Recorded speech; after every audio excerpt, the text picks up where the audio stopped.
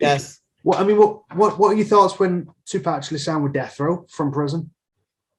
I was very upset. I was not a fan of Death Row.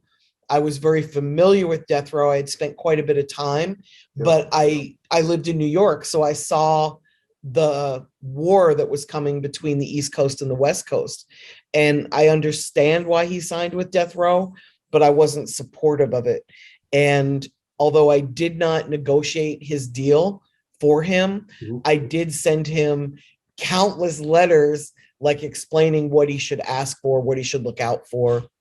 Did he act upon them on the I'm sure he did. He did. I'm sure he did. Sure. He was very, very, very smart and funny. He had an amazing sense of humor. Sure. But he was extremely intelligent. Of course. When he signed with Death Row and he got out of prison, did you have any contact between him getting out of prison and towards the mid 1996?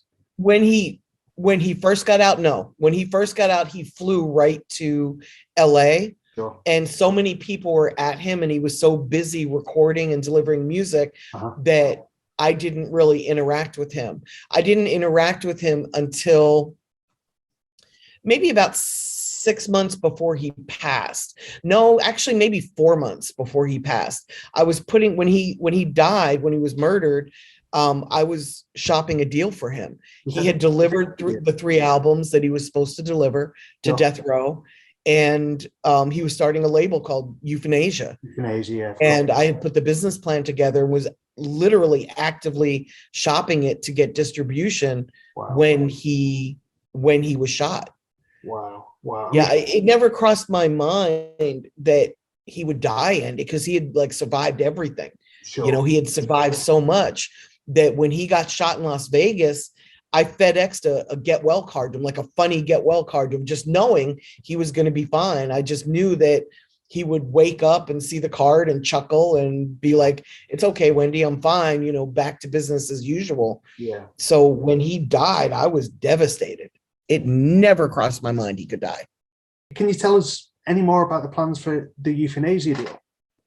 Well, the great thing about what he was trying to do is it was more than a record label. He was trying to build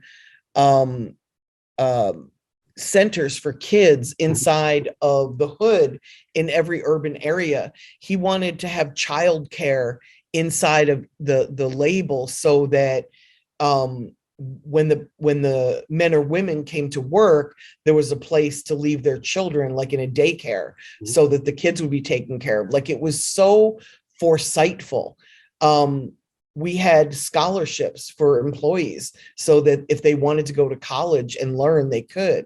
Wow. There was just, it was really like his values really aligned with my own, and it really was a labor of love. And unfortunately, when he passed away, I wasn't in a financial position to just run with the ball. Yeah. So the whole concept died with him.